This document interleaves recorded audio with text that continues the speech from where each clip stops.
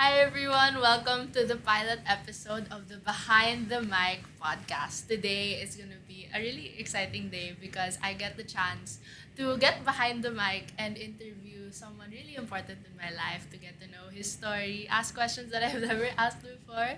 So please welcome the guest of our very first episode, DJ Papa. Hi, Daddy. Thank you, ate. So, thank you kasi pinaunlakan mo yung invitation ko to host me sa pilot episode ng Behind the Mask. And Mic. it's behind the behind the mic. So, it's very, very, grateful and thankful na magawa natin tong podcast together. Yeah, so I think for me, I always grew up seeing you behind the mic. Yeah. You tell your stories to so many people around the country, around the world, but Yeah. I've never gotten the chance to ask you the questions, even though I've been with you my whole life. So I wanted to ask about how your childhood was, kasi you're a millennial, so that Yeah. means you're old. I'm still Gen Z. Yeah. You have a Gen Alpha daughter then. So I wanted to ask, how was your world back then? How is it different now? Starting with, how did you grow up with your family? Yeah. We are three boys club. Yan, Kuya Jed, me, and si Ian. So, dahil nga millennial, we talaga start from doing things on our own with our hands. Wala pang mga gadgets before. Kaya talagang yung dynamics namin okay siya. Naging close kami ni Kuya sa sports. Tapos, si Ian din, back then kasi, he was so like, sobrang tiny niya. Tapos, very delicate siya. Kaya parang kami ni Kuya is very, talaga, exposed outside from there. Tapos, yung normal, siguro pag lalaki lahat, medyo laging nagkakainisan. May pagka-tough love na parang asaran. Kasi, yung family dahil nga three boys tapos si Lolo Jun, si Daddy, medyo talagang tough love siya. Kaya tas wala naman parang walang humihilot na Gentle parenting. a girl na wala kaming mga ate, wala kaming ganito growing up. So medyo talagang tough love kami yung dynamics namin. Pero alam mo nagulat kami kasi dati sobrang lagi kaming nagkakainisan, laging may conflict, may tension. Pero ngayon, alam mo, we are best of friends. Like, I can Yeah. say that. Na You are. kunyari, magbabasketball ako, kasama ko si Kuya. Tapos meron naman kaming, Takbo. there was a time na tatlo kaming magkakasama sa isang basketball team. Yeah. Parang last year lang. Tapos, minsan naman, pagtakbo, si Ian naman ang kasama ko. Tapos, yun, parang ganun. Parang, lagi siyang, yun, magkakasama kami. Sa lahat ng ginagawa namin ngayon, to think before talagang sobrang I think that's how siblings are naman. So Yeah. maybe one day, my siblings and I will be like that also. But I want to hear more about what did you do growing up? Because you said there's no gadgets. You didn't have to rely on a phone to keep you entertained. So what was your alternative way back when? Before kami, talagang batang kalye. Mm. Yun, talagang kaya parang umiitim ka. Alam mo yung normally kasi pag nasa trad school kasi kami. So, sa summer ka lang iitim kasi nga summer. Pero kami, araw-araw kami nasa kalye after school. After namin mag-dismissal, talagang uso sa amin yung mga piko, yung pa ba? Yung luksong baka, I don't know if naabutan mo yun. Eto, agwan base. Yan, yung mga agwan laro base. namin before. Tapos, mga piko, holen, tex, eto, naabutan mo, Chinese tex, garter. pog, Chinese garter sa mga girls before. Pero, yun yung namin, yun yung pastime. Tapos, after talaga. Or minsan, meron kaming favorite na mga anime after sa hapon. Diyan nilalabas yan eh. Yung mga Ghost Fighter, Zenki, naalala ko yung mga Power Rangers. Yan. So, dun kami, yung normal na millennial Childhood. childhood. Vibes. Yeah. Did you ever get into sports? Yeah, konti lang kasi pag yun pa din, kung anong nilalaro ng mga kaibigan mo, ganyan. Yun na din lalaroin mo kasi pag kulang sila or what. Tapos pangpasaya, kasi medyo palakaibigan ako nung bata. Then eventually, one time, meron sabi sa akin si kuya na uy, alam mo na ba yung mga bagong laro? Ganyan, ganyan. Sabi ko, anong laro? Sabi niya, yung PlayStation. Ganyan. So, siya yung nag-introduce sa akin ng PlayStation. Doon, sa pangalawang kanto, meron sa malapit sa bahay. Tapos, very interesting. Ito pala yung mga video games, ganyan. Kasi, back then, hindi naman kami financial capable sa mga laruan and all. Nakita namin sa mga friends, ganyan, yung ibang other relatives, pero personally, wala kami. Tapos ngayon, there's an opportunity na mag-play. I remember, 20 pesos ata per hour ang PlayStation. Sa computer shop. No, iba ang computer shop PlayStation. Parang normal before, mga bahay-bahay lang siya Hindi siya yung So parang pinaparen. Parang, hindi pa siya commercial space. So, ngayon ang challenge. So, excited ka na kasi ikaw yung next. Tapos, yung nilalaro ng ongoing is RPG. Yung role-playing games. Ito yung mga Final Fantasy. So, ang catch is, pag hindi nila natapos yung certain level, mag-e-extend sila ng another hour, extend another hour, tas napasarap, wala naman before na mga rules. So, sa kakausapin ako ng may-ari, sasabihin, DJ, bukas ka na lang. Ikaw na reserve mo na lang yung bukas. So, you had a love for gaming. Yeah, na dun ko na siya. Sabi ko, enjoy din pala to. Tapos, yun yung journey namin. Pero ako, ayoko nung siguro dahil competitive ko, ayoko nung RPG, yung mga Final Fantasy. Adventure games. Ayoko ng adventure games. Gusto ko yung battle. Yung uso yung Marvel versus Capcom, yung mga Street Fighter, yung laban-laban, mas gusto ko yung mga ganon. Okay. So, dyan ko pala nakuha yung pagka-competitive. Okay. Tapos, when did you get into computer games? Because I saw you play Counter-Strike. Yeah. Years and years and years. When did that start? Ang nag-invite sa akin, syempre, si Kuya Jed. Siya yung nag-share sa akin ng idea ng Counter-Strike. Actually, hindi pa siya Counter-Strike before. Half-Life pa siya. So, ang Half-Life para siya ngayon parang COD. Pero hindi ganun kalaki yung mga Warzone. Maramihan siya. Parang magkakalaban kayo. 20, 30 kayo. Ganun. Parang ganun yung pinaka-idea niya. Parang free for all. Tapos, doon na siya nag-transition ng Counter-Strike. With Counter-Strike, kasi I would see trophies growing up Yeah. Were those yours? Yeah, it's yung iba sa akin MVP, Nax. Wow, okay, competitive. yung iba naman sa team. Sa team naman yung iba.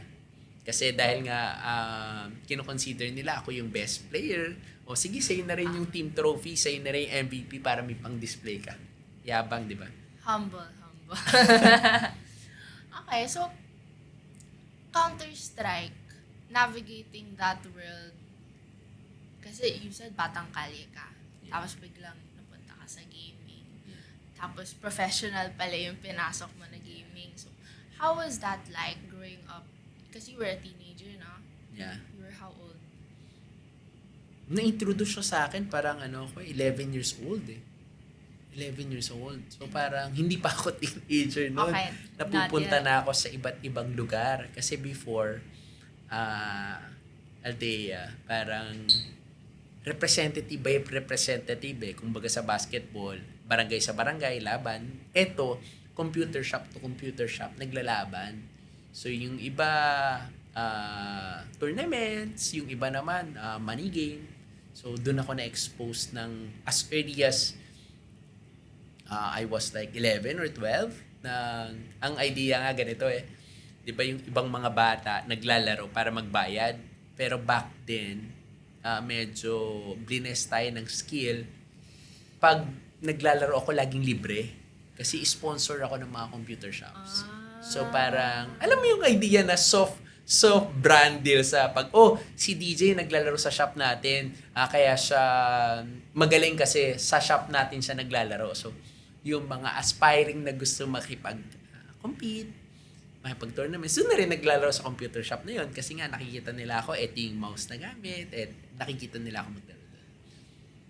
Ganun siya. Wow. So, from a kid unable to buy his own PlayStation, you were playing the game that you love for free Yeah, for free. all over the Philippines. Yeah, iba-iba yan na meron dito, yan, sa Frisco, meron naman sa Masambong, meron sa Retiro. So parang ganun siya. So every now and then we go there, makipaglaban din, tapos yun, pag wala pang kalaban, wala pang kasi yan, may time din yan Yun, libre lang muna. Tapos even yung food, libre din. Food, drinks, that time. Yeah. Nakalimutan ko na yung Outpost ang pangalan. Sa may Retiro, libre kami dun. So right now, it's the year 2025. Are you still able to revisit these passions that you had as a kid? Actually, ako na-revisit ko siya nung pandemic. Kasi dahil nga, kailangan ng mga setups na PC, laptop, yun. Doon ko siya na-revisit. May bagong game para siyang Counter-Strike mixed with Dota. So, yun yung The Birth of Valorant. Yun ang nilalaro mo. Yun ang nilalaro mo ngayon. Yeah, that's what I play now. It's fun. And then now, you're sharing that with the next generation with your own 3 boys in the house. Okay. So, some people have this idea na because you're an adult, you shouldn't be doing what you used to do as a kid. Now that comes to some extent because of course you mature as you grow older. But you revisited your old childhood, pastimes. What can you say to people who think that they should have to deprive themselves of these things that they used to love in order to kind of be this adult that people expect them to be? Sa akin, okay lang. Magkakaiba siya So, siguro yung sa akin, outlet siya na even though na syempre ang daming nating mga to-do list, you have this responsibility syempre as a father, as a parent na you have to provide financially, at the same time emotionally, physically, 'di ba? As a father, kailangan mo siya gawin. Tapos take time din kasi hindi ka alam mo, you cannot give what you don't have, you cannot teach what you don't know. So pag medyo pagod ka, exhausted ka, 'di ba? Yung tira-tira na lang napupunta sa mga anak mo pag ganyan. So take time lang din to rest, relax kasi para sa akin that's relaxation So pag so parang yung games, makakapag-reset ka ulit tapos you can attack your goals. Yung mga goals mo, yung syempre, yung time with your wife, with your kids, and the things you want to do. Yan. Even yung mga recreation mo. Yeah. So, yun. Okay lang. Technically, that's okay lang. The two worlds can merge. Yeah. Meron kang shinare kanina yung idea while talking this nung pinaplano natin siya or we are digging deep. Like, parang it's nice that even si Ian, 'di ba yung older brother ko, younger brother, sorry. Kasi marami siyang white hair kaya parang siya yung older brother. Yan. Sorry na share ko na dito. Yan. Tapos si Yan, 'di ba? Yung sinabi mo, yun? Yung magandang sinabi mo parang mahilig sila mag-collect ng mga action figures na hindi nila nagawa nung bata sila. Tapos even though ang ganda ng sinabi mo kanina, inner child. Hindi, responsible, sila, parang responsible adults. Yeah, responsible adults na they are providing for their family, 'di ba? Tapos at the same time on the side, they're yung Well, medyo ibang topic yan. Taking Ngayon kasi care of your inner child. yeah, gas-gas ngayon yung inner child. Pero ngayon, ubus na yung wallet, inner wallet, ubus na. So, yeah. So, ganun. Pwede siya. Pwede mo siyang pagsamahin.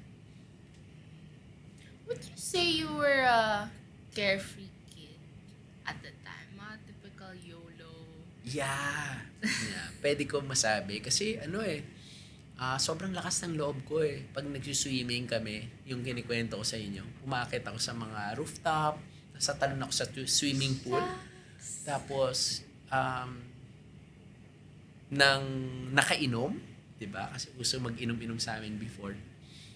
Tapos, hindi ako marunong mag-swimming. Alam mo yan. Yeah. Di ba? Ilang beses na ako na nalunod sa CWC. Until now, you can't swim. Yeah, na hindi nag-work yung vest. Tapos you're gonna save me and mom, di ba? So, pero grabe, yun yung idea ko eh. Yung YOLO. Yung idea na you only live once. So, I'm maximizing the idea of talagang, alam mo yun, parang living your life like there's no tomorrow. Parang ganun ako lagi.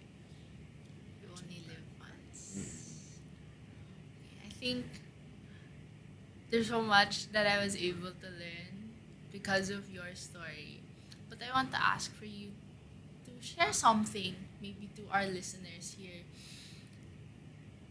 Your childhood was a lot of things that we didn't get to experience. Yeah.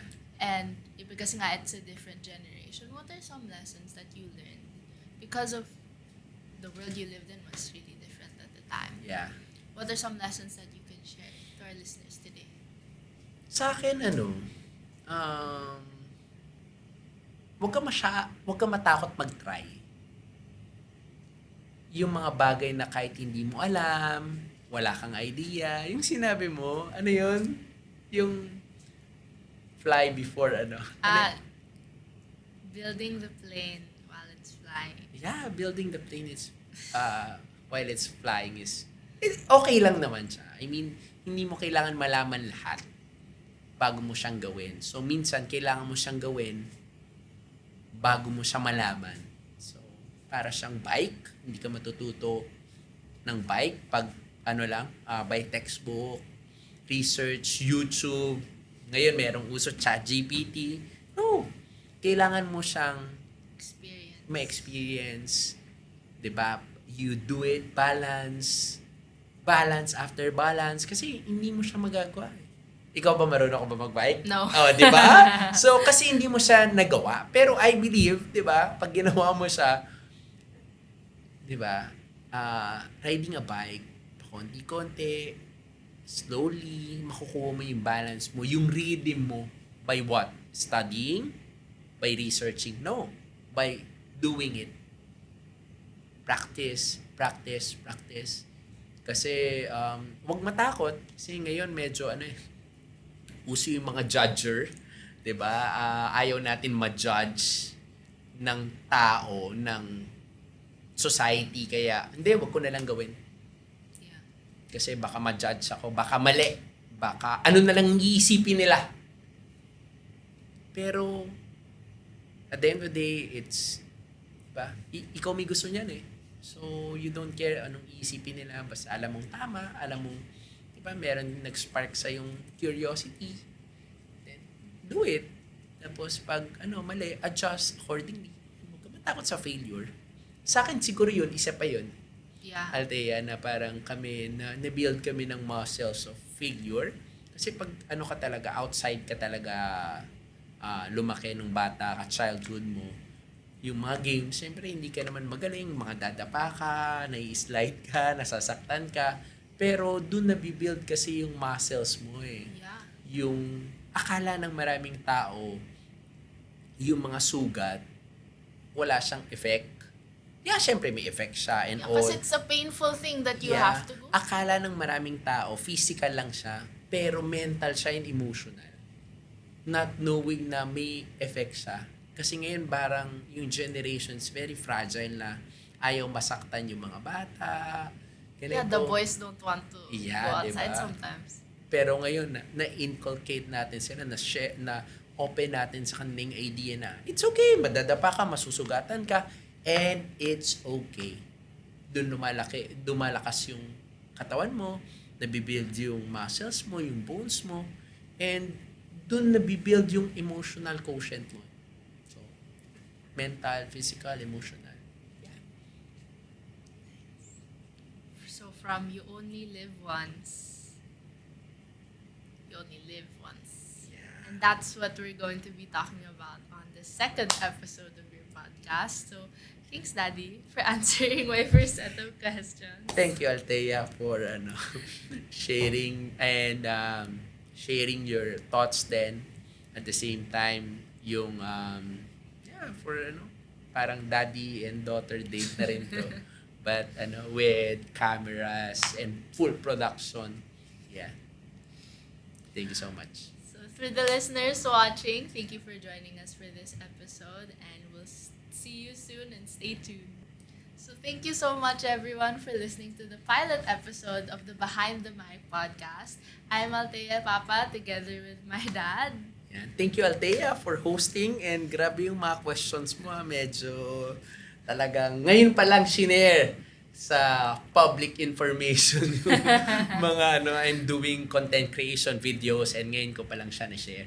And thank you, Q Studios, for hosting this wonderful podcast for us. And guys, see you sa next episode. Bye! Bye.